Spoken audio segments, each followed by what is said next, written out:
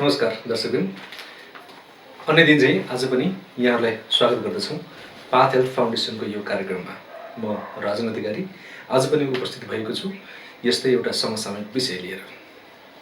समाज स्वस्थ हुनुपर्दछ र समाजका हरेक व्यक्ति समान रूपले स्वस्थ हुनुपर्दछ, यो हाम्रो मूल मान्यता हो।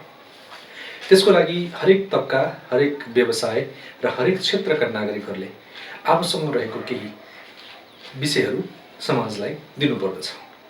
अनि मात्रै समाज एउटा निश्चित समय पश्चात हामीले खोजेको जस्तो समाजमा परिणत हुन सक्दछ। समाजमा भइरहेको अहिलेको अथवा भनौँ दुनियाँ नै कोरोना भाइरसको चपेटामा परिरहेको यो अवस्थामा पत्रकार बन्धुहरूले, पत्रकार मित्रहरूले आफ्नो ज्यानलाई जोखिममा पारेर विभिन्न स्थानमा पुगेर त्यहाँ भएका घटना, त्यहाँ भएका विषयहरूलाई जस्ताको तस्तै तपाईँ हामी समक्ष पुर्याइदिनु भएको छ, हामीलाई जानकार बनाइदिनु भएको छ।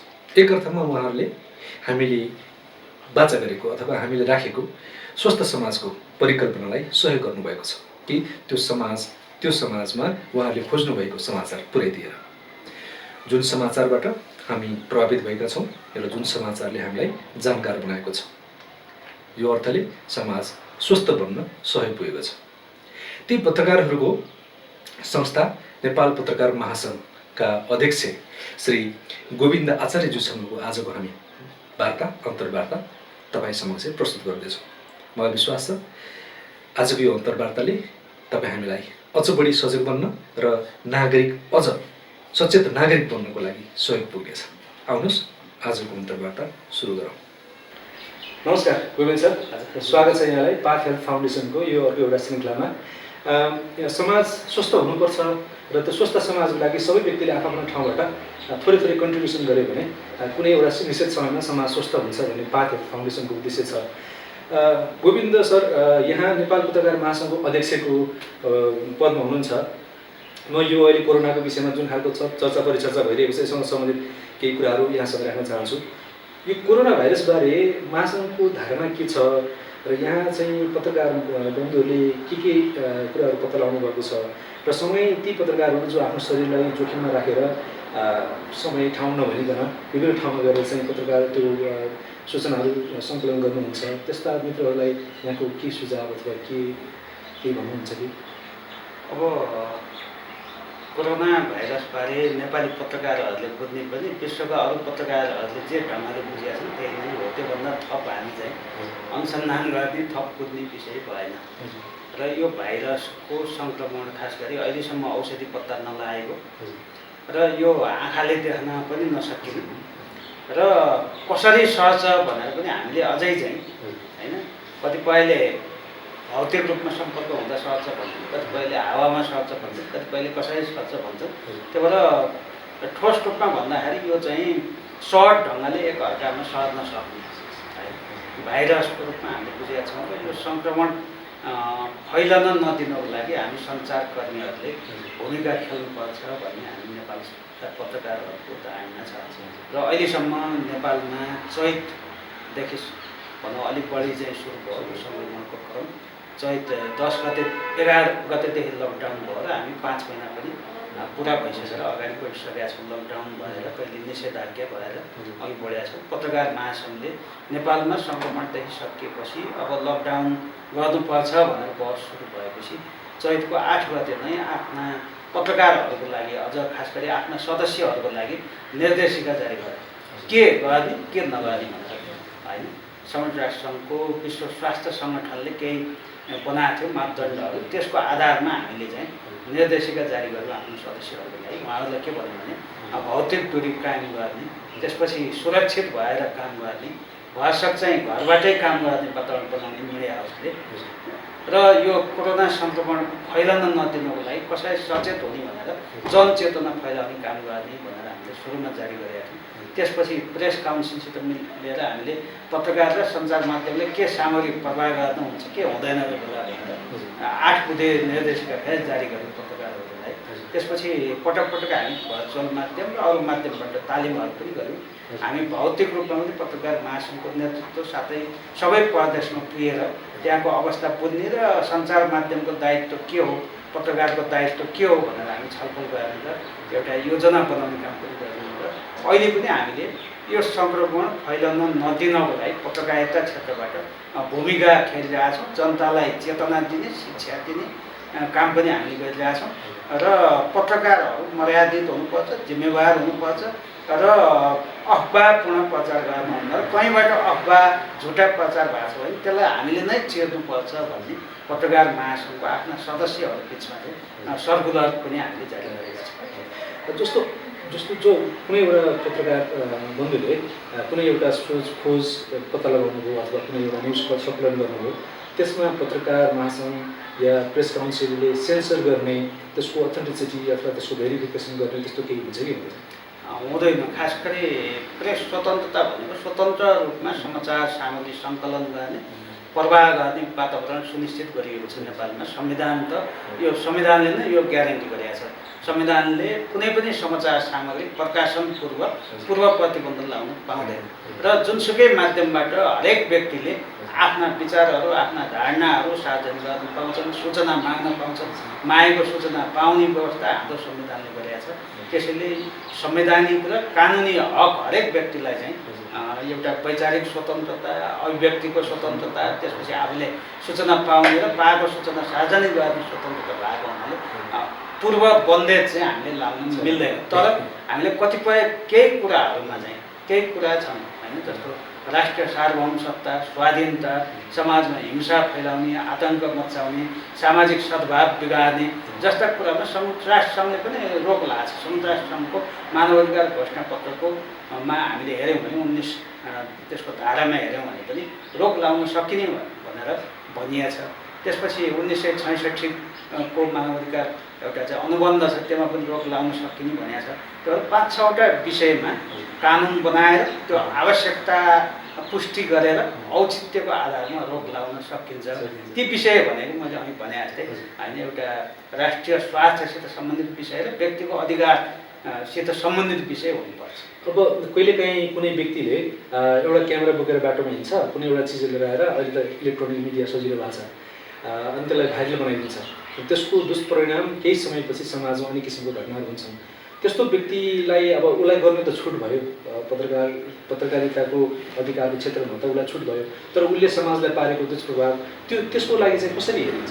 अब यहाँ कस्तो हेरिएको छ भने हामी कहाँ विगतमा पत्र पत्रिका थिए, त्यसपछि आएर रेडियो भयो, त्यहाँबाट टेलिभिजन आयो, त्यहाँबाट अलिक पछि अहिले चाहिँ पछिल्लो सञ्चार माध्यमको रूपमा अनलाइन पनि सञ्चार माध्यमको रूपमा आयो र अहिले सामाजिक सञ्जाल पनि छन्। सामाजिक सञ्जाल फेसबुक भए, युट्युबहरू भए, ट्विटर भए लगायतका विभिन्न सामाजिक सञ्जाल पनि छन्।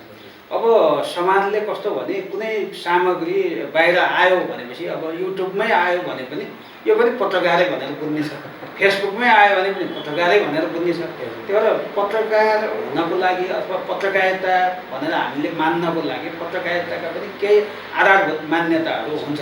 पत्रकारिताको सिद्धान्त हुन्छ, त्यहाँ एबिसी भन्ने हुन्छ, ब्यालेन्स मिलाउनु पऱ्यो होइन, सम्बन्धित जसको विषयमा लेखिएको छ उसको चाहिँ कति प्रतिक्रियासम्म पनि हामीले ल्याउनु पऱ्यो। यी विविध विषयहरू पुरा गरेर मात्रै एउटा सम्पादकले अन्तिममा फाइनल गरेर होइन विभिन्न च्यानलहरूले आएको सामग्रीलाई फाइनल गरेर बाहिर पठाउने काम पत्रकारितामा गरिन्छ। तर सामाजिक सञ्जालमा त तपाईँले भने जस्तो कहीँ देख्यो एक व्यक्तिले खिच्यो, त्यो बाहिर हालेपछि त्यो कहीँ भेरिफाई पनि भयो, त्यो सही हो कि बेसै होइन, अथवा सही कुरा हुँदाहुँदै पनि कतिपय सही कुराले चाहिँ के हुन्छ भने आइसकेका कुराले समाजलाई आगो लगाउनु पनि सक्छ होइन, बलिरहेको आगो निभाउनु पनि सक्छ आउने कुरा। त्यही भएर कस्तो असर पार्छ भन्ने पनि ख्याल गरेर हुँदैन।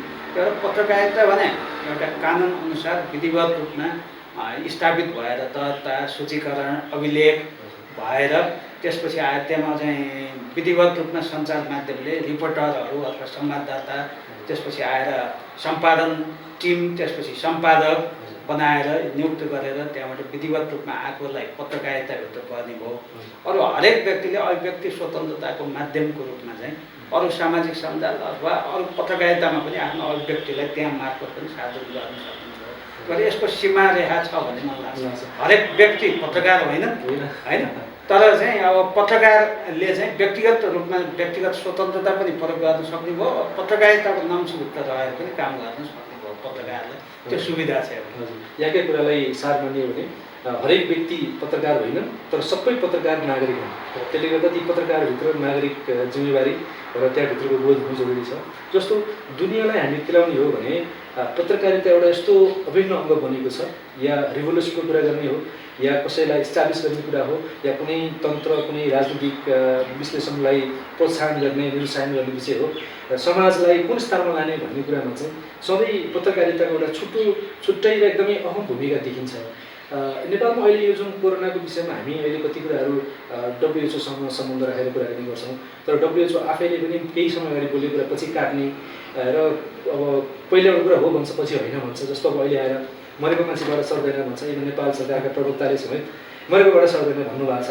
जबकि यहीँ काठमाडौँमै पनि अस्पतालमा कोरोना लागेर पुष्टि भएका व्यक्तिहरू जो मृत्युवरण गर्नुभयो भनिन्छ, उहाँहरूलाई चाहिँ उहाँको परिवारलाई लास नदिकन लगेर चाहिँ दाह संस्कार फरक तरिकाले गरिन्छ। कति चिकित्सक महोदयहरूले यो विषयमा कुरा पनि उठाइरहनु भएको छ। किन यस्तो खालको अन्तर गर्दै, किन यो किनभने यो सङ्क्रमणसँगै सङ्क्रमण मात्रै आएन। कोरोनाको कोभिड-19को यो सङ्क्रमण जसरी विश्वव्यापी रूपमा फैल्यो, यो सङ्क्रमण सँगसँगै अरू यावत खालका समस्या त आए, सङ्कट पनि आयो होइन। आर्थिक सङ्कट आयो, मानवीय, सामाजिक, सांस्कृतिक धेरै खालका सङ्कटहरू पनि सँगसँगै आए। योसित सँगसँगै अफवाहहरू पनि सँगसँगै आयो, हल्लाहरू पनि सँगसँगै आयो होइन। यहाँ पनि अब यो औषधि खाएपछि कोरोना लाग्दैन भनेको छ, यी कहीँ पनि वैज्ञानिक पुष्टि भएको छैन। त्यही भएर अहिले हजुरले भने जस्तो यो लासका कुराहरू अरू पनि वैज्ञानिक पुष्टि त कहीँ पनि भएको छैन।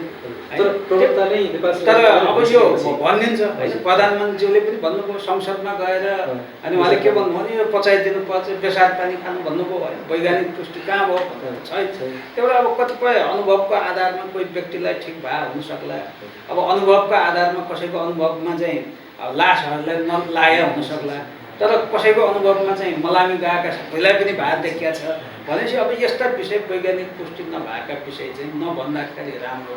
र हाम्रो पत्रकारिताले चाहिँ यो अफवाहको पछि पत्रकारिता दौडिने होइन। वैज्ञानिक रूपमा पुष्टि भएका विषय छन् भने त्यसलाई हामी प्रचार गर्ने। तर पत्रकारिता क्षेत्र यस्तो महामारीको बेला, यस्तो सङ्कटको बेला होइन, अप्ठ्यारो बेला जिम्मेवार हुनुपर्छ हामी। पत्रकारिता क्षेत्रले समाजलाई अब कलेजहरू बन्द छन्, स्कुलहरू बन्द छन्, कम्तीमा शिक्षा दिनु पऱ्यो, समाजलाई शिक्षा दिनु भयो भने हाम्रो हो। हामी पत्रकारिता क्षेत्रबाट समाजले अब के पाउँछौँ हामीले भन्दाखेरि हामीले जे दिन्छौँ त्यही चेतना समाजको निर्माण हुने हो। त्यही भएर हामीले जिम्मेवार पत्रकारिता गर्ने। कोही व्यक्तिले चाहिँ यो अफवाहपूर्ण प्रचारहरूको पछि लाग्छ भने पनि त्यसको खण्डन हामीले गरिदिने। र कसैले अब विश्व स्वास्थ्य सङ्गठनको मान्छे होस् अथवा नेपाल सरकारकै कुनै व्यक्ति हुन्, उसले चाहिँ वैज्ञानिक ढङ्गले पुष्टि नभएका कुराहरू भनेका छन् भने पनि उहाँले यसो भन्नुभयो, तर यो विषय चाहिँ वैज्ञानिक रूपमा कुनै पुष्टि भएको छैन भनेर हामीले चाहिँ त्यो पनि सँगसँगै राखिदिने होइन। गऱ्यौँ भने मान्छेले यथार्थ यो रहेछ भनेर बुझ्न पाउँछ।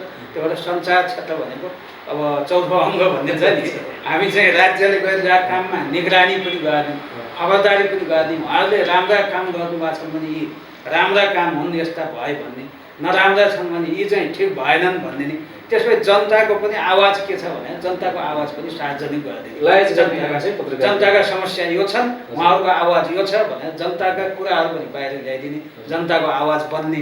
त्यसपछि राज्यको चाहिँ निरन्तर खबरदारी र निगरानी गऱ्यौँ भने पत्रकारिताको वास्तविक धर्म पुरा हुन्छ भन्ने लाग्छ। जस्तो नागरिक भएर नागरिकता के अरे अब पत्रकारले नागरिक भएर आफ्नो धर्मको निभाइरहेको हुन्छ।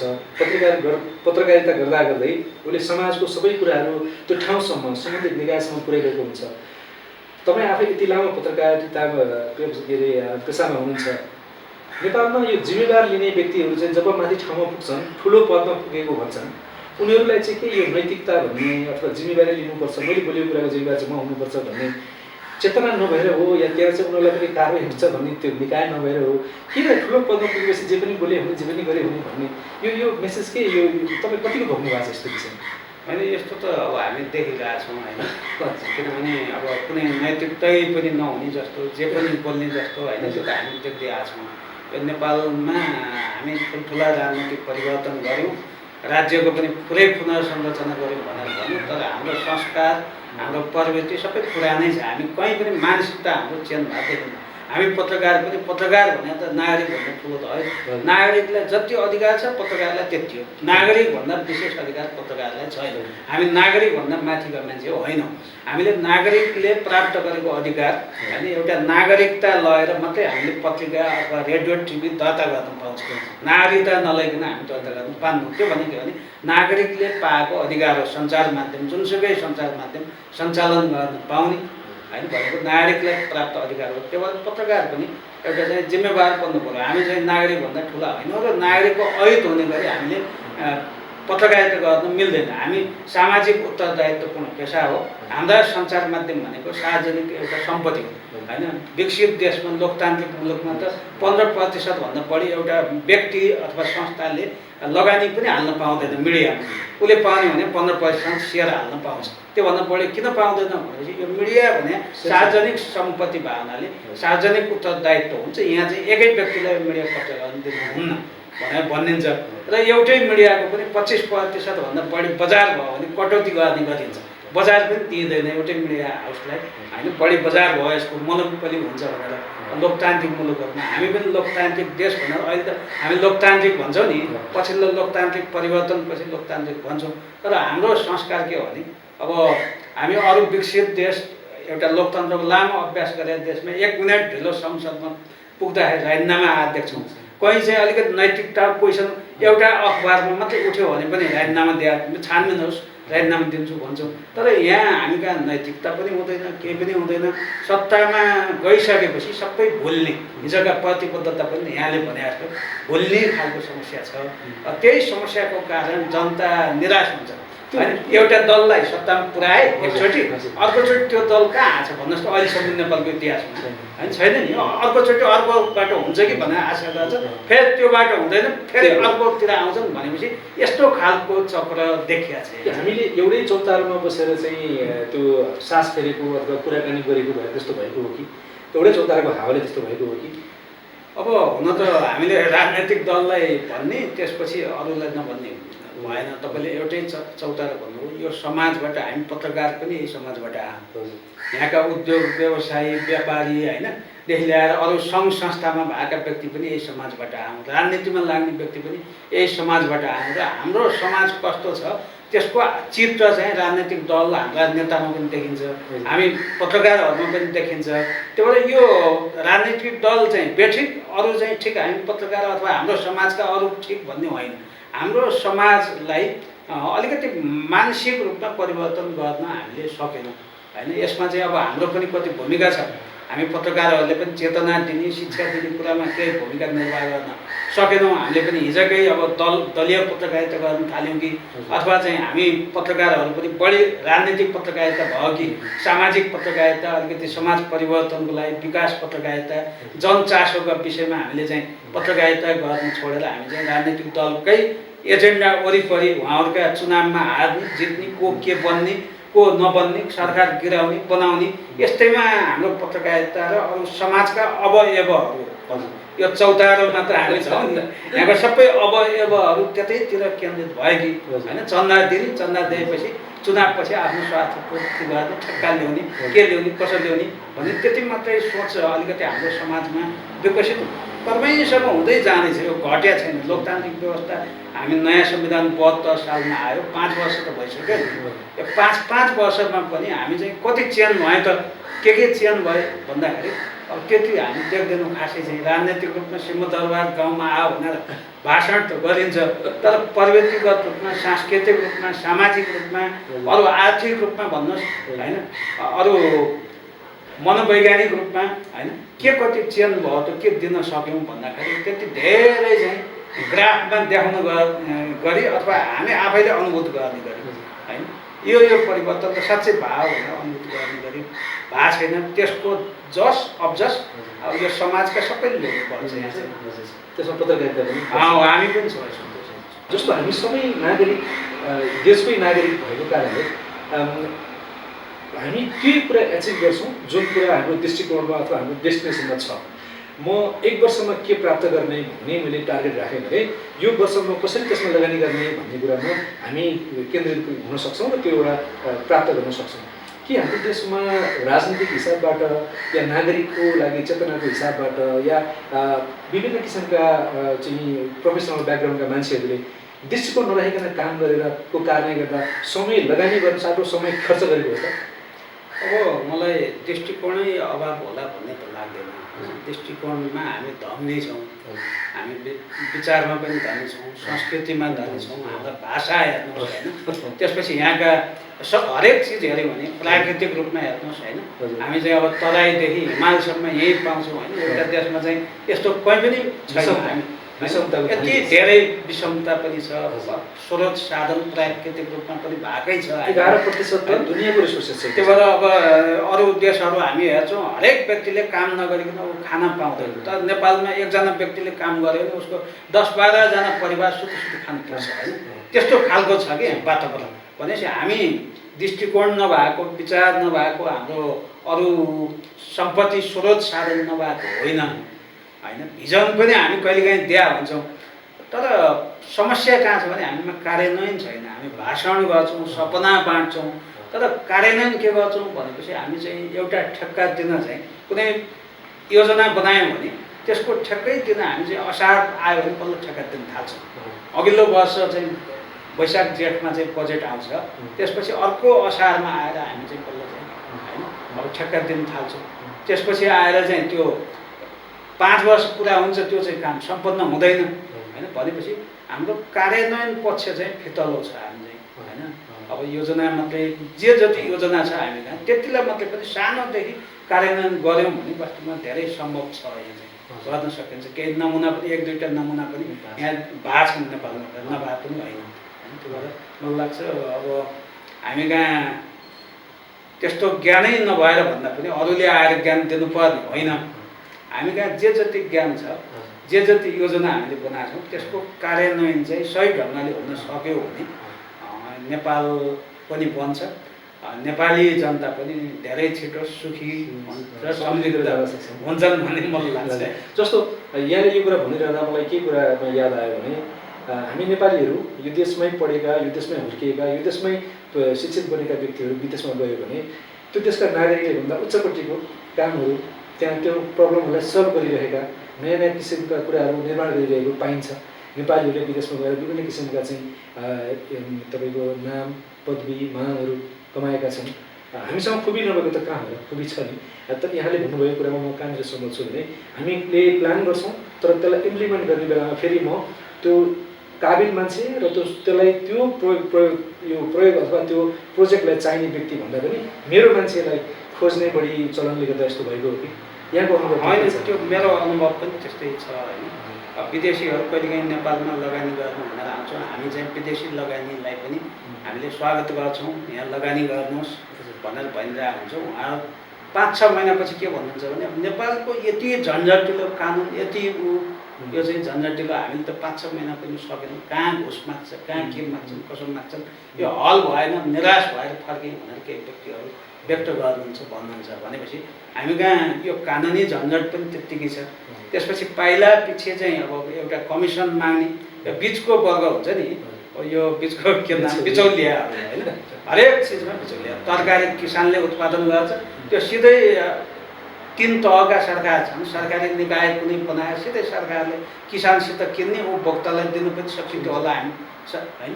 तर चाहिँ अब के छ भने बिचौलियाले धेरै खान्छ, उत्पादन गर्नेले पनि पाउँदैन, उपभोक्ताले पनि त्यो उसले बढी तिर्नु परिरहेको छ। बिचको चाहिँ पर्सेन्ट यति धेरै मार्जिन हुन्छ, त्यो बिचौलियाले खान्छ हरेक ठाउँमा होइन। एक ठाउँ मात्रै होइन, हामी औषधि किन्न पऱ्यो, हामी यही कोभिडको औषधि किन्न पऱ्यो भने पनि अब बिचौलियाले कसरी खाने भन्ने त्यहाँ हुन्छ होइन। भनेपछि हरेक ठाउँमा यो बिचौलियाहरू बिचको एउटा त्यो वर्ग होइन काम नगरिकन कमिसन खाने पर्वको कारण पनि यहाँ धेरै चाहिँ अलिकति बिग्रिएको छ भन्ने त्यो व्यवसाय फस्टाइरहेको छ हिजोभन्दा आज हो। सङ्गठन एउटा मैले 2-3 दिन अगाडि मात्रै केही व्यक्तिहरूको सानो 5-7 जनाको जमघटमा सबै शिक्षित वर्गहरू नै हुनुहुन्थ्यो। मैले सोधेँ तपाईँहरू किन यो समाजको लागि सत्य र सत्य, असत्यलाई असत्य भनेर चाहिँ तपाईँको आफ्नो पदीय जिम्मेवारी छ। कोही नेपाली सेनाका निवृत्त हुनुहुन्छ, कोही नेपाल प्रहरीबाट निवृत्त हुनुहुन्छ, कोही ब्याङ्कबाट निवृत्त हुनुहुन्छ, कोही कानुनी पेसाबाट निवृत्त हुनुहुन्छ। त्यस्ता मान्छेहरूलाई सोद्धाखेरि उहाँले के भन्नु भने राजन बाबु, यो देशमा रातारात काजीलाई पाजी, पाजीलाई काजी बनाइन्छ। पत्रकार बन्धुहरूको आफ्नै धर्म बिर्सिसकेका छन् र उहाँहरूले कुन कुरा कसरी प्रस्तुत गर्ने भन्ने कुरामा आफ्नो इन्ट्रेस्ट मलाई के छ भन्ने कुरा पहिला देख्नु भएर यहाँ सत्य र असत्य भन्ने जमाना छैन। यो देशमा सत्य र असत्य टिक्दैन, यो सत्य र सराबको देश हो भनेर मलाई उहाँले पुरा चाहिँ त्यो धेरै बेर चाहिँ दिमागमा यस्तो यस्तो भनेर आफ्नो कथाहरू, आफ्नो व्यथाहरू र पछि भएका घटनाहरू भन्नुभयो। के हामीले अघि नै कुराकानी गऱ्यौँ, पत्रकारहरूको पनि एउटा धर्म छ, जो एउटा नागरिकको धर्म हो, त्यो पत्रकारको पनि धर्म हो। जब नागरिकभन्दा एउटा माथि उठिन्छ पत्रकार नागरिक भए पनि उसले दिएको मेसेज अथवा उसले दिएको प्रस्तुति नै कति व्यक्तिहरू एवेर हुन्छन् अथवा बिवेर हुन्छन्, गर्नुपर्ने काममा लाग्छन् भने किन यस्तो यो काजीलाई पाजी, पाजीलाई काजी बनाउने काम हुन्छ? यो अब नेपालमा अलिकति के भयो भनेपछि स्वतन्त्रताको अनुभव, उपभोग गरेको अनुभव त्यति लामो छैन। राणा शासनमा जे भन्यो उही मात्रै बोल्नु पर्यो। त्यसपछि केही समय चाहिँ एउटा लोकतान्त्रिक व्यवस्थाको अभ्यास भयो, फेरि पञ्चायती व्यवस्था आयो। त्यो बेला पञ्चायती व्यवस्था गुणगान गाउनु पर्ने, राजा व्यवस्था त्यस्तो खालको परम्परा आयो। फेरि बहुदलीय व्यवस्था आए पनि हामी कता कता अल्मल्यौँ, फेरि आपसमा छिनाझप्टी होइन, निर्वाचित गरेका पार्टीहरू पनि फुट्ने, सत्तामा जान छिनाझप्टी, आफ्नै लडाइँले गर्दा एउटा केही पनि हुन पाएन। त्यसपछि अवसरहरू जसलाई दिइयो ती व्यक्तिले एउटा चाकरी गर्नुपर्ने होइन, अलिकति आलोचनात्मक क्षेत्र आयो, आलोचना गऱ्यो भने त्यसले अवसर नपाउने भयो। अहिले पनि हामी पछिल्लो 62-63 परिवर्तनपछि गणतन्त्रको व्यवस्थामा आइसक्यौँ, तर पनि हाम्रो प्रवृत्ति चाहिँ हिजोकै त्यो राणा शासनबाट बिस्तारै आएको प्रवृत्ति अहिले पनि देखिन्छ। किनभने हामीले लोकतन्त्र किन ल्याएको भने स्वतन्त्रपूर्वक बोल्न पाऊँ, अनि पार्टीहरूमा पनि विचार राख्न स्वतन्त्रपूर्वक राख्न पाऊँ, आफ्नो मत राख्न पाऊँ भनेर ल्याएको। तर अलिकति फरक मात्र आयो, अलिकति आलोचना गऱ्यो भने अहिले हरेक पार्टीमा नेताको आलोचना गऱ्यो अथवा व्यक्तिको आलोचना गऱ्यो भने किता काट हुने, गुटहरू हुने, अवसर नपाइने, यस्तो प्रवृत्तिले गर्दाखेरि समाजका मान्छेहरू पनि अलिकति बोल्न डराए होइन। अलिकति आलोचना गऱ्यो भने अवसर पाउँदैन होला मैले भनेर तपाईँले भने जस्तो रिटायर्ड व्यक्तिहरू, क्षमतावान व्यक्तिहरू पनि बोलिहाल्न, आलोचना गरिहाल्न, देखेको कुरा भनिहाल्न अलिकति डराउनु पर्ने जस्तो यहाँ प्रवृत्ति देख्यो। तर अब यो मलाई लाग्छ यो सधैँ चाहिँ यस्तो रहँदैन, किनभने सम्भावना चाहिँ भविष्यमा यो कहाँसम्म जाने, एउटा बिन्दुसम्म गयो यस्तो विस्फोट हुन्छ नि होइन। त्यही भएर अहिले लाग्छ अब हामी चाहिँ होइन, अब यसको चरण चाहिँ अब अन्तिम चरणतिर आछ भन्ने मलाई लाग्छ। अब यो सधैँ यस्तो जान्न, जनताले पनि सही हो भने यहाँ त जनता नबुझ्ने त हुनुहुन्न होइन, शिक्षित हुनुहुन्छ। यही जनताले हरेक खालको परिवर्तन सम्भव तुलाउनु भएको छ, कुनै नेताले मात्रै गरेको परिवर्तन त होइन होइन। त्यही भएर मलाई लाग्छ अब यो आशावादी हुनुपर्छ हामी चाहिँ। नेपालमा सम्भावना धेरै छ होइन, किनभने नेपाल जस्तो 3 करोड चान्चुन जनसङ्ख्या भएको देशका मान्छेहरूले विश्वभरि चाहिँ छरिएर रहनु भएको छ, क्षमता भएको मान्छे पनि विश्वमा हुनुहुन्छ भने 1 अरब जनसङ्ख्या भएको देशसित तुलना गर्नु त भएन नि होइन। अरबभन्दा बढी जनसङ्ख्या भएर 3 करोड भएमा क्षमता किन त्यो देश जति भएन यहाँ भनेर तुलना गर्नु भएन हामीले। त्यही भएर नेपालमा क्षमता पनि छ, सम्भावना पनि छ, भोलि चाहिँ आशावादी हुने ठाउँ थुप्रै छ। मात्र हामीले के गर्नुपर्छ भने आफ्नो स्वाभिमानलाई पनि हामीले बचाउनु पर्छ र देखेको सत्य चाहिँ हामीले बोल्नुपर्छ। र पत्रकारहरूले पनि अब चाहिँ यो चम्चागिरी गर्ने, तपाईँले भने जस्तो होइन, चम्चागिरी गर्ने र त्यो शब्द हरेक चाहिँ गर्ने मैले त्यो शब्द चाहिँ प्रयोग गरेन, खास त्यो आशय त्यही थियो होइन। अब त्यो प्रवृत्ति पत्रकारिता क्षेत्रले पनि अब छोड्नुपर्छ र हामी राजनैतिक पत्रकारिता अब बढी भयो भन्ने मलाई लाग्छ अब चाहिँ होइन। प्रायः जस्तो ठाउँमा व्यक्तिले कुनै कुरालाई जस्तो हामीले अब जस्तो 72 सालमा भूकम्प गयो, भूकम्पको बेलामा यो ठुलो महामारी थियो, धेरै धन जनको क्षति भयो, तर त्यसलाई पनि राजनीतिकरण भयो। अहिलेसम्म पनि कति ठाउँमा भूकम्पबाट प्रभावित मान्छेहरू अझै पनि प्रताडित छ, उनीहरूलाई राज्य छ भन्ने जानकारी नै छैन, नभएको जस्तो भयो त्यो ठाउँमा। कता कता यो कोरोनाको कारण पनि कतै त्यही भूकम्पको जस्तै कुनै स्रोतलाई आफ्नो पल्लोतिर या आफ्नो दुनातिर तान्ने या आफू कुनै विषय आफ्नो पार्टी या केही चाहिँ केन्द्रित भएर गर्ने भन्ने सोच हो कि के लाग्छ तपाईँलाई? यो कस्तो हुँदो रहेछ भने यो राज्यबाट राज्यको अलिकति दोहन गरेर आफ्नो व्यक्तिगत स्वार्थहरू पुरा गर्छौँ भन्ने तत्त्वहरू हुँदो रहेछ नि यस्तो खालको। किनभने अहिले पनि हामी चाहिँ संविधान बनेको 5 वर्ष भयो, नेपालमा परिवर्तन भएको चाहिँ अब भनौँ 5 वर्ष गर्दाखेरि 5-6 वर्ष थप गर्दाखेरि हामी चाहिँ किनभने 62-63 हुँदा 12-14 वर्षमा हामी छौँ होइन। यो भने सङ्क्रमणकै अवैध नै हो यो, किनभने सङ्क्रमणले स्थायित्व ल्याइसकेका छैन होइन। अब संविधान कार्यान्वयनकै चरणमा छौँ हामी, संविधान अनुसारका सबै कानुन पनि बनिसकेका छन्। यस्तो बेलामा झन् मान्छेले के खोज्दो रहेछ भने मौका खोज्दो रहेछ क्या, त्यस्तो व्यक्तिगत स्वार्थहरू कसरी पुरा हुनसक्छ भनेर। त्यो एउटा भूकम्प गयो होइन, यहाँ जनतालाई सङ्कट छ, त्यस्ता स्वार्थी व्यक्तिहरूले त्यसलाई मौका ठाने, त्यसपछि त्यो बेला चाहिँ कसरी हुन्छ यो मौकामा हामीले चाहिँ आफ्नो स्वार्थ सिद्धि गर्ने भन्ने। अहिले पनि सङ्कट आयो, कतिपय चाहिँ અહીં भनेका थियौँ हामीले बिचौलियाहरू भने जस्ता, त्यस्ता व्यक्तिहरूले यसलाई पनि मौकाको रूपमा प्रयोग गर्न खोज्छन् होइन। तर यही बेला राज्यका निकायहरू पनि यही बेला सक्रिय हुनु पऱ्यो, राज्यका निकायहरूको काम। त्यसपछि आएर नागरिक समाजहरू पनि सक्रिय हुनु पऱ्यो, पत्रकारहरू पनि नागरिक समाजकै अङ्ग हुन्, उनीहरूले पनि निगरानी गर्नु पऱ्यो होइन, सक्रिय हुनु पऱ्यो। त्यही भएर यो बेला हाम्रो भूमिका अझ बढिरहन्छ। यस्तो बेला सङ्कटको बेला फाइदा उठाउन खोज्ने तत्त्वहरू जहाँ पनि जहिले पनि हुन्छन्, नेपालमा पनि हुँदै आएछन् होइन। यिनीहरूले चाहिँ अब के हुन्छ भने सानोतिनो कुरो पनि सिस्टममा हुन नदिने होइन, भनसुन गर्नुपर्ने होइन, भनसुन सोर्सहरू लाउनु पर्ने, सानो काम पनि गरिदिनु पर्यो। अहिले के छ भने यहाँ सरुवा गरिदिनु पऱ्यो, यहाँ यसो गरिदिनु पऱ्यो, यहाँ यो गरिदिनु पऱ्यो, यहाँ चाहिँ विदेश पठाइदिनु पऱ्यो, के गर्नु पऱ्यो भने यी हरेक कुराहरू चाहिँ ठुल्ठुला नेताहरूले भनिरहनु पर्ने अवस्था, ठुल्ठुला नेतै कहाँ पुग्नु पर्ने अवस्था, यो सिस्टममा हुनुपर्ने चिज हुन्छ। यी सबै राज्य सञ्चालनमा सिस्टमेटिक ढङ्गले एउटा रोस्टर बनाएर रोस्टरमा चाहिँ पालै पालो एउटा चाहिँ विकास गऱ्यो भने त यी केही चिज भन्नु पर्दैन। तर अहिले ठुल्ठुला नेताहरू पनि सचिवको पछि कुदिरहेको, कसलाई कहाँ डिएसपी सल्लाह गरिदिनु कुदिरहेको, कसलाई सिडिओ बनाउने भनेर कुदिरहेको यस्तो अवस्था छ। मैले आज नेपाल पत्रकार महासङ्घका अध्यक्ष गोविन्द आचार्यज्यूसँग कुराकानी गर्दाखेरि यो अहिले लास्ट सेन्टेन्स तपाईँले 2-4वटा सेन्टेन्स यति राम्रो सेन्टेन्स भन्नुभयो, मलाई एकदमै भित्रदेखि चित्त बुझ्यो। र म जस्तो थुप्रै नागरिक जो टेलिभिजनमा या आफ्नो स्क्रिन अगाडि बस्नु भएको बेला उहाँहरूलाई पक्कै पनि चित्त बुझ्छ। मलाई एउटै मात्रै त्यहाँनिर प्रश्न के उठ्छ भने जब देशको प्रधानमन्त्री पुरै राज्य र नागरिकको प्रधानमन्त्री नबनिकन एउटा पार्टीको अध्यक्ष मात्रै बन्न लालायत भएको बेलामा यो बिचौलिया अथवा चाहिँ यो भनौँ न सिस्टम बनाउन नखोज्ने भनेर हामी जुन कुरा गरिरहेका छौँ त्यो सम्भव छ र उहाँको उद्देश्य पार्टीलाई कसरी बचाउने, म पार्टीमा दह्रो कसरी बन्ने भनेर आफ्नो पार्टीका मान्छेहरूले उनकै चाहिँ विचारहरूलाई समेट्नमा लागिरहनु भएको छ। उसलाई कसरी खुसी राख्ने, उसलाई कसरी चाहिँ हटाउने भनेर गरेको बेलामा त्यहाँ त कानुनको कुरा हुँदैन, त्यहाँ त सत्यको कुरा हुँदैन, त्यहाँ त नागरिकको कुरा हुँदैन नि, कसरी सम्भव छ र त्यो? अब हुन त यो व्यवस्था नै दलीय व्यवस्था हो होइन। दलीय व्यवस्थामा दलको व्यक्ति, दलले चुनेको पठाएको व्यक्ति नै प्रधानमन्त्री हुनु स्वाभाविक हो होइन। सबभन्दा ठुलो दल जुन हुन्छ होइन, बहुमत प्राप्त दललाई सिधै चाहिँ प्रधानमन्त्री नियुक्ति गर्ने होइन व्यवस्था छ, संवैधानिक रूपमै व्यवस्था छ। त्यही भएर यो व्यवस्थामा दलभन्दा बाहिरको व्यक्ति हुन त सम्भव छैन।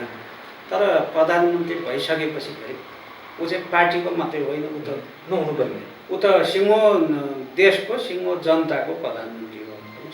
उसले गर्ने काम भनेको अब पार्टीमा पनि एउटा सानो गुटको हित होइन होइन, गुटभित्र पनि अझ केही व्यक्ति होलान् होइन, त्यस्तो होइन। त्यही भएर यसले चाहिँ समस्यातिर लान्छ, स्थायित्वतिर लाँदैन। हामीले खोजे राजनीतिक स्थायित्व, विगतदेखि हामी 15 सालमा 2/3 भन्दा बढी मत ल्याएको सरकार पर्यो, त्यसले राजनीतिक स्थायित्व लिन सकेन होइन। त्यहीँ भित्रका व्यक्ति गएर पञ्चायती व्यवस्थामा पञ्चायत लागू भयो, त्यही दलभित्रका व्यक्ति गएर त्यहाँ चाहिँ हर्ताकर्ता बने, तुलसीगिरी लगायतका व्यक्तिहरू होइन। त्यसपछि आएर बहुदलीय व्यवस्था आयो होइन। 48 सालमा चुनावमा बहुमत प्राप्त दल एउटा को सरकार बन्यो, त्यो दल टुक्रियो, फेरि मध्यावधि भयो, फेरि चाहिँ अर्को दलले ठुलो दलको रूपमा सरकार फेरि त्यो दल उठ्यो, फेरि अर्को चुनावमा जानुपर्ने अवस्था होइन। त्यसपछि द्वन्द्व लामो समय भनेपछि अब हामी नेताहरूले अहिले फेरि आएर होइन ठुलो दल, सबभन्दा ठुलो दल बनाएर सरकारको नेतृत्व गर भनेर झन्झन्डै 2/3 मत दिएर पठाएको थिए होइन। जनताले एउटा आशा पनि गरेका थिए, उहाँहरूले पनि घोषणापत्रमा विकास समृद्धिको एउटा ठुलो नारा पनि, विभिन्न नाराहरू दिनुभएको थियो। घोषणापत्रमा हामी सत्तामा गयौँ भने समग्र देश र समग्र जनताको नेतृत्व गर्छौँ, हामी पार्टीको मात्रै होइन, हामी जनतालाई सुखी बनाउँछौँ भनेर बाचा गर्नुभएको थियो। तर अब सत्तामा गइसकेपछि के देखियो भनेपछि अब गुट जस्तो झगडा होइन, एउटा सरकारमा भएको व्यक्ति अब को अध्यक्ष बन्ने, को के बन्ने, कसो बन्ने भनेर यो रुमल्लिरहेको जुन अवस्था, पार्टी फुट्ला अवस्था देख्दाखेरि फेरि पनि राजनीतिक स्थिरता नहुने हो कि भन्ने एकदम चिन्ता हामीलाई पनि छ, जनसमुदायलाई सबैलाई चिन्ता छ। र नेपाल कहाँ पुग्ने होला, के होला हाम्रो भविष्य भन्ने चिन्ता छ। त्यो भएर नेपालले जनताले खोजेको पनि, हामीले सबैले खोजेको पनि यहाँ चाहिँ एउटा स्थिरतै हो। स्थिरता बिना विकास सम्भव हुँदो रहेछ भन्ने त हामीले भोगिसक्यौँ। नेपाल पनि लामो इतिहासमा भोगिसक्यो। राणा शासन यता आउँदाखेरि कहिले लोकतन्त्र भन्छ, कहिले के भन्छ, उतार चढाव बाहेक केही पनि छैन। तर अब चाहिँ मलाई लाग्छ अब एउटा दलको नेता अथवा दलभित्र पनि एउटा गुटको मात्रै नेताको रूपमा भन्दा पनि राष्ट्रको नेतृत्व गर्ने कार्यकारी प्रमुख रहेको व्यक्ति समग्र जनताको नेता बन्नु पर्यो र सिंह राष्ट्रको नेतृत्व उसले गर्नु पर्यो। उसले चाहिँ यो आफ्नो पार्टी भन्दा पनि एउटा राष्ट्रिय स्वार्थलाई अघि राखेर एउटा जनतालाई कसरी सुखी बनाउने भनेर अघि जानुपर्छ। त्यसमा अब तपाईँ हाम्रो काम भनेर हामीले आवाज उठाउने दबाब दिने बाहेक केही छैन। हामी त राज्य सत्ता तपाईँ होइन। तर तपाईँले भन्नुभएको छ त्यो गर्न सकिन्छ नि? सकिन्छ, किन सकिन्छ? तपाईँ हाम्रो लेभलको, हामी त नेता होइन, हामी त भोट दिने हो, हामी त ठुला मान्छे हौँ होइन। भोलि हामीले चाहिँ भोट नदिन सक्छौँ अहिले त्यहाँ व्यक्तिलाई। त्यो भएर भोट दिने राइट भने लोकतन्त्रमा भोट दिने मतदाता भन्दा ठुला कोही पनि हुँदैनन् होइन। त्यो भएर त्यो चेतना त भाषा देखिन्छ होइन। राज्य सत्ता अब राज्य सत्तामा सरकारको जानु हजुर होइन। हजुर। हाम्रो लोकतन्त्रको मोडल पनि के छ भने जनसहभागितामूलक एउटा लोकतन्त्र भनेर भनिन्छ होइन। हरेक कुरामा जनतालाई सहभागी बनाएर अघि बढ्ने। तर जनतासित सरकार राख्ने कुनै विषयमा कानुन बनाउँदाखेरि सरकार राख्यो, कुनैलाई बोलाइयो छैन होइन। पत्रकारको कानुन बनाइन्छ, पत्रकार महासङ्घलाई थाहा हुनु, अरू पत्रकार थाहा हुनु। किसानको कानुन बनाइन्छ, किसान नेताहरू अरू किसानलाई थाहा हुनु होइन। सङ्घ संस्था, नागरिक संस्थालाई नियमन गर्ने कानुन बनाइन्छ, तीहरूलाई थाहा हुन्न भनेपछि अब स्थानीय विकास निर्माणका बनाइएला तल्ला लेभलमा, गाउँ लेभलमा, त्यहाँ जनतालाई थाहा भयो कि भएन भन्दाखेरि कसरी जनसहभागिता मिलाउँछ र हरेक कुरामा सार्वजनिक जवाफदेहिता भनेर भनिएको छ लोकतन्त्रमा होइन। हरेक सूचना जनताले पाछन्। हरेक राज्यले के, मेरो राज्यले के गरिरहेछ, कति पैसा यहाँ छ, के छ, कसरी खर्च भएको छ, कसरी हुन्छ भन्ने हरेक कुरा जनतालाई थाहा दिइरहेको छैन भन्दाखेरि यी पनि अनुभूत गर्नु पाउँदैन। भनेपछि अब जो निर्वाचित भएर गयो त्यो व्यक्ति नै हिजोको के अरे राणा शासन जस्तै आदेशमा सबै चल्ने त्यही नै लोकतन्त्र भन्ने त होइन हो। त्यो भएर आज अलिकति मन लागेको लोकतन्त्र भन्ने चाहिँ अब सिद्धान्त भन्दा पनि व्यवहार रहेछ होइन। हिजो पञ्चायती व्यवस्थामा पनि लोकतन्त्र भन्नुहुन्थ्यो उहाँहरूले, लोकतान्त्रिक व्यवस्था। तर यो सिद्धान्तमा भन्ने, किताबमा लेख्ने भन्दा पनि व्यवहार चाहिँ लोकतान्त्रिक हुनुपर्दो रहेछ। अहिले हामीले चाहिँ लोकतान्त्रिक व्यवहारहरू अहिले पनि देखेनौँ, हिजो पनि देखेनौँ। फेरि हिजो थियो, अहिले नभए पनि हिजो पनि देखेनौँ होइन। अरू दलहरू आउँदाखेरि पनि व्यवहार उहाँहरूको भएन, त्यही भएर असन्तुष्टि एक खालको भयो। अहिले पनि लोकतान्त्रिक व्यवहारहरू हामीले भेटेका छैन। यो अहिले देशमा जुन किसिमको माहौल भइरहेको छ, नागरिकहरूमा एकदमै बेचैनी छ, शान्ति सुरक्षा छैन, के खाने के लाउने भन्ने कुरा हिजो पनि एकदमै माथिल्लो लेभलको चाहिँ समस्या थियो भने अब झन् बढेर गएको छ। रोजगारी छैन, के छ, के हुनसक्छ? तपाईँले एउटा यो संस्थाको चाहिँ अध्यक्षको हैसियतले जुन किसिमको तपाईँको एक्सेस छ नेपाल अधिराज्यभरिको न्युजहरूमा, साथीहरूसँग यहाँको कन्ट्याक्ट होला, के छ, के हुनसक्छ अबको पछाडि, अबको 2 महिना 5 महिना या 6 महिनापछि नागरिकहरूको अगाडि के अप्सन छ? उनीहरू रोडमा आउँदैनन् या सरकारको प्रतिकार गर्दैनन् भन्ने त्यस्तो के आधार छ या गर्छन् भन्ने त्यस्तो के छ? अब अहिलेसम्म कस्तो देखियो भनेपछि नेपालका जुन जनशक्ति छ, आधारभूत रूपमा काम गर्न सक्ने युवा जनशक्ति, ऊर्जाशील जनशक्ति छ, त्यो विदेशमा गएर उसले कमाएर यहाँ चाहिँ लिएर जीवनयापन, उसको परिवारहरूले जीवनयापन गरेको देखियो नेपालमा धेरै जसो। अब खाडी मुलुकमा भनौँ, अरू भनौँ, विकसित मुलुकमा व्यक्ति पनि जानुभएको छ, भारतमा पनि जानुभएको छ। गर्दाखेरि ठुलो युवा जनशक्ति होइन, यहाँ टोटल भएको युवा जनशक्तिमा जान्ने आधा जनशक्ति विदेशमा गएर गरेको देखियो।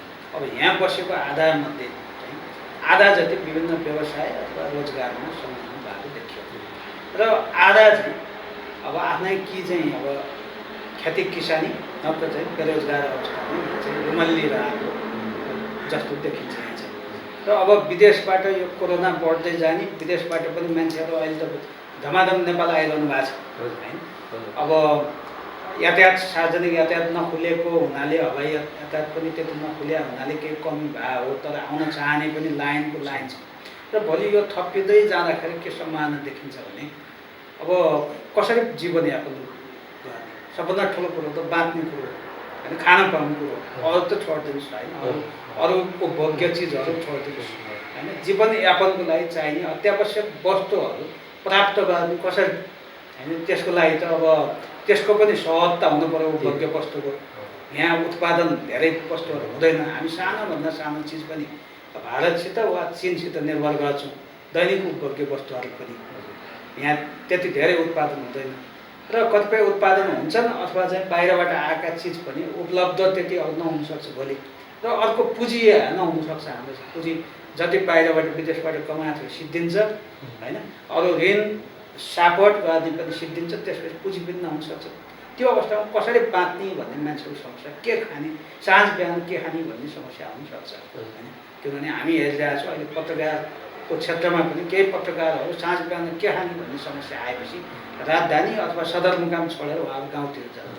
अनि गाउँका उहाँहरूको अब घरमा गएर बस्नुभयो, केही होला बाँच्न सकिन्छ भन्ने आधार के होला, अब खेती किसानी गरेर भने बाँच्छु भनेर गाउँतिर जानुभयो भने भोलि गाउँमा पनि धेरै थुप्रिँदाखेरि त्यहाँ नपुग्ने हुनसक्छ खेती किसानी। त्यो अवस्थामा कसरी बाँच्ने भन्ने समस्या अब आउने देखिया छ। मान्छे जब खाना पाउँदैन भने मर्ता त क्या नै गर्दा भन्ने छ होइन। त्यो खाना पाएन भने भोलि त्यो खाना नपाएको विस्फोट हामीले सोचेँ भन्दा पनि ठुलो हुनसक्छ। खान नपाउनेहरू भोलि सडकमा आउनु थाले होइन, त्यसपछि अलिक बढी जो कहाँ छ त्योबाट चाहिँ उनीहरूले खोज्न थाले होइन। भनेपछि अब त्यो बेला के हुन्छ अवस्था, तर यसलाई चाहिँ सही ढङ्गले कसरी म्यानेज गर्ने हामीले होइन। किनभने विभिन्न सामाजिक सुरक्षा कोष भन्ने हामीले बनायौँ, त्यो ठुल्ठुला कोष त विदेश जस्तो त हाम्रो छैन फेरि होइन, केही बनाएको छ त्यसलाई पनि ठिक ढङ्गले परिचालन हामीले गरेका छौँ कि छैनौँ। त्यसपछि अब यो बेला कोष राहत कोष भनेर बनाइरहेका छौँ, त्यो पनि हामीले ठिक ढङ्गले परिचालन गरेका छौँ कि छैनौँ।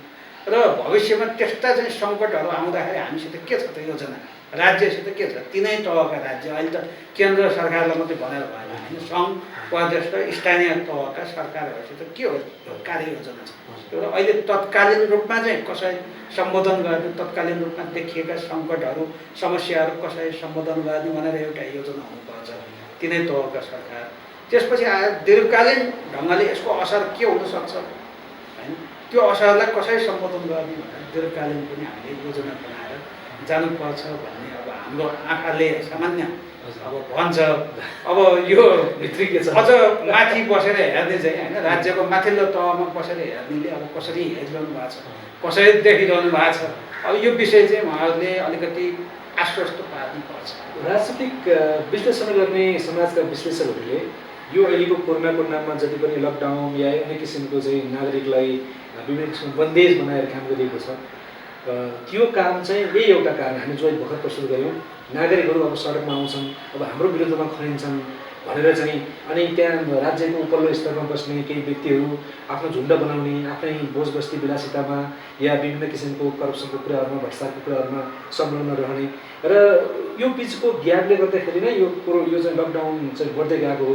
यदि उनीहरूसँग प्रपर स्ट्राटेजी कहिले भएको भए यो लकडाउन यसरी हुँदैन थियो भन्छन्, यहाँले चाहिँ के देख्नु भएको छ त्यो विषयमा? अब मलाई के लाग्छ भने चाहिँ अब यो नेपालले मात्रै गरेर होइन होइन, किनभने विश्वमा अन्य देशमा त लकडाउन गरेको छैन, विश्वमा यो फैलियो पहिले हजुर होइन। फैलेपछि अब चिनले आफ्नै ढङ्गले अहिलेसम्म एक ढङ्गले कन्ट्रोल गरेको छ होइन। चिनबाट सुरुवात भए पनि अहिले वुहानमै अहिले केही दिनहरू भयो, केही महिनै बित्यो, देखिया छैन एउटा केस पनि भनेपछि कन्ट्रोल गर्दै गयो। अब हामी कहाँ वात्त आयो, सुरुमा आउँदाखेरि हामी एउटा टेस्ट गर्ने मेसिनसम्म रहन्छ नेपालमा, विदेश पठाउनु पर्यो सुरुमा केस, त्यसपछि बिस्तारै एउटा मेसिन आयो, दुई गर्दै अहिले सबै प्रदेशमा कम्तीमा मेसिनसम्म आयो। आइसोलेसन सेन्टरहरू थिएनन् हाम्रो, गम्भीर बिरामी भएलाई त्यति भेन्टिलेटरको उपलब्धता अहिले त छैन भने त्यो धेरै थिएन। त्यही भएर यसलाई अलिकति अब यो लकडाउनै गरेर गलत भयो भन्ने मलाई लाग्दैन। किनभने भारत पनि हामीले नजिकै छिमेकी देश हेऱ्यौँ होइन, लकडाउन नहुँदा कति धेरै फैलियो होइन, त्यसको असर कति भयो। हुन त अब यसको असर पनि है तुलना गर्दा विश्वका विभिन्न वैज्ञानिकहरूले यसको मृत्यु दर यताउता भन्दाखेरि अरू जस्तो जसरी गम्भीर भयावह रूपमा चित्रण गरिएको छ, पुरै महामारी नै हो सबै सिद्धाउँछ कि भनेर चित्रण गरिएको छ। अब यो पोजिटिभ केस देखिएका व्यक्तिहरूलाई पनि सबै चाहिँ सङ्क्रमित भएको देखिएन होइन, सबैलाई असर गरेको पनि देखिएन। त्यो पोजिटिभ केस देखिएन नै सबै चाहिँ यो कोरोनाबाट पुरै सङ्क्रमण हुनु भनेर हो भनेर पनि अब त्यति नहुँदो रहेछ कि भन्ने पनि देखियो। त्यो भएर यसलाई चाहिँ केही चाहिँ यहाँले भने जस्तो पनि हो, राज्यका विरोध नगरौँ, सडकमा नआउँ, केही नआउँ, हामी चाहिँ जे गरिरहौँ यसले चाहिँ अलिक सहज हुन्छ भनेर केही चाहिँ त्यस्तो पनि शासकहरूको सत्ताको मानसिकता हुनसक्छ। तर केही फेरि आवश्यकता पनि हो भन्ने लाग्छ है मलाई चाहिँ। हामी सावधानी अपनाएनौँ, सतर्क भएनौँ भने के हुँदो रहेछ भन्ने कुरा चाहिँ हामीले अलिकति भारत र चीन दुईवटा देशको उदाहरण हेर्दाखेरि पनि पाउँछौँ होइन। तर अमेरिका जस्तो देश आर्थिक अर्थतन्त्र विश्वकै बलियो भएको देश होइन, उसले त म्यानेज गर्छ होइन, कोरोना सबै उसलाई गम्भीर बिरामी भयो भने पनि उपचार गर्न सहज व्यवस्था छ उसलाई चाहिँ होइन। म्यानेज गर्न सक्ने देशले म्यानेज गर्न सक्ने ठाउँमा चाहिँ अलिक छोडिदिँदाखेरि पनि हुने भयो। म्यानेजै गर्न नसकेर भद्रगोल आउने अवस्थामा केही कन्ट्रोल पनि गर्नुपर्छ, यसलाई सन्तुलन मिलाएर जानुपर्छ। तर अब यसको नाममा लकडाउन गरेर फेरि एउटा विकास निर्माण पनि ठप्प पार्ने, अरू निर्माणका कामहरू पनि बन्द गर्ने, त्यसपछि आधारभूत आवश्यकताका कतिपय कुराहरू पनि बन्द गर्ने, यस्तो गतिविधि चाहिँ अलिकति ठिक हुँदैन। जस्तो अब पाथ हेल्थ फाउन्डेसनले चाहिँ समाज स्वस्थ हुनुपर्छ, समाज स्वस्थ हुनको लागि हरेक नागरिक हरेक व्यक्ति शारीरिक रूपमा मानसिक रूपमा उसको वातावरण स्वस्थ हुनुपर्छ भन्ने मूल्य मान्यता राख्दछ। हामी आजको यो कार्यक्रम पनि स्वस्थ समाजको निर्माणको लागि पत्रकारिताहरू र पत्रकारिता जगतले र पत्रकार बन्धुहरूले गर्नुभएको योगदान र यहाँ यो अहिलेको कोरोनाको जुन महामारी छ यो बेलामा यदि उहाँहरूले त्यो किसिमको संयमित भएर भूमिका नखेलिदिनु भएको भए आजको स्थितिसम्ममा हामी जुन मृत्युदर देखेका छ दुनियाँले त्यसको लेभलमा हामी एकदम तल छौँ। हुन त एकजना व्यक्ति मात्रै मृत्यु हुनु पनि समाजलाई घाटा हो, तैपनि जुन खालको भयावह स्थिति निर्माण गरिएको थियो सुरुमा यो बिचमा आएर धेरै नागरिकहरू चेतनशील हुन पाए, चेतना पुग्यो। यसको लागि सम्पूर्ण पत्रकार बन्धुहरू र महासङ्घलाई पाथ हेल्थ फाउन्डेसन धन्यवाद दिन चाहन्छ। र आगामी अघिल्लो पछि योभन्दा पछि कुनै पनि समयमा फेरि त्यस्ता खालको कुनै खालको यो भौतिक भनौँ न मान्छेलाई आघात हुने किसिमको या क्षति हुने किसिमको सामाजिक दुर्घटनाहरू र भयावह स्थितिमा चाहिँ यस्तै खालको समाचार सम्प्रेषण होस् भन्ने हाम्रो कामना छ।